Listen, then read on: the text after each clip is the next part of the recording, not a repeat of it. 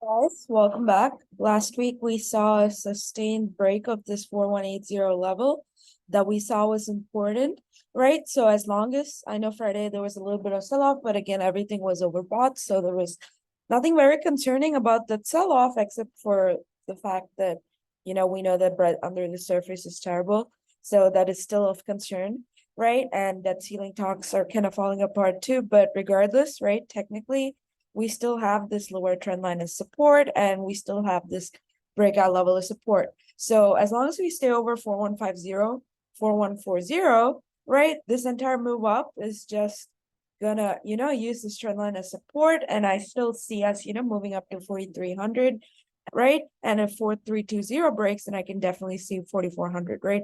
Before we come back to the downside.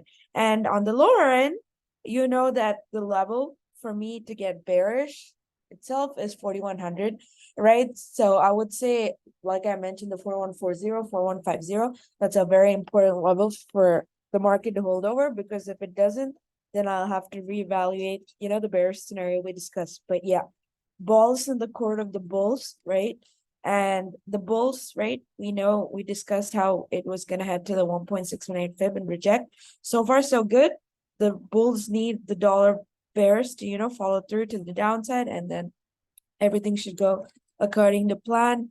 Wicks again still hanging around the support, right? Make or break area needs to break down, right? To give more confirmation that the indexes are heading higher.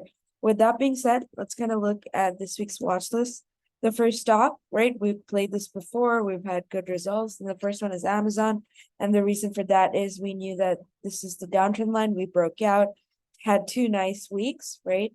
Of like breaking out. So yeah, I mean, depending on what the indexes do, Amazon, if indexes follow through, I would say as long as Amazon, holds over the 113 level, right? And breaks over, let's say 117, 118, it should be, able to head up to like 123, 130. So Amazon is definitely one of those stocks that could have a massive week, right? If the indexes follow through to the upside. So yeah, I mean, ideally, if you are already long in the stock, make sure it stays above, right? This level at 113, 114, right?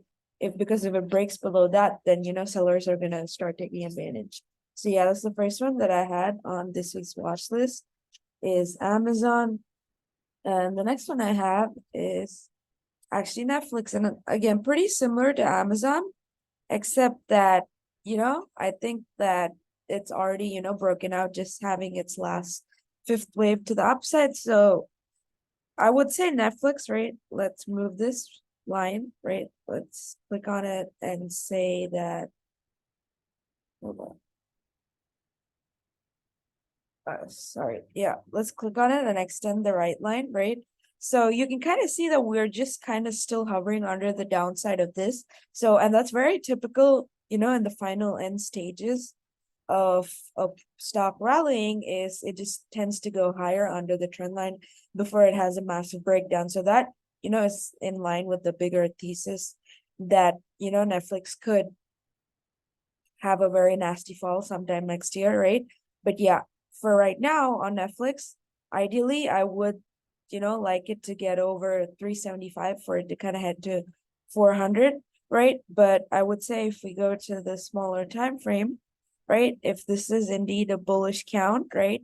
As long as this right here is a wave 4, so it could go as low as 362, right? But if this is just a dip that gets bought, then the next fifth wave in a wave 3, right? Should, right? As long as 362 holds, then I think Netflix heads up to like 375, 385, right? It's kind of my target on this upside for Netflix. So that's kind of what I have for Netflix. Let's look at the next one, right? That I have on this week's watch list. And I have LLY. Again, the reason for that is it's getting very overbought. I know we discussed this once, but it didn't really trigger. It just kept going higher, right? I just want to, point out the fact that you can see that right here, right?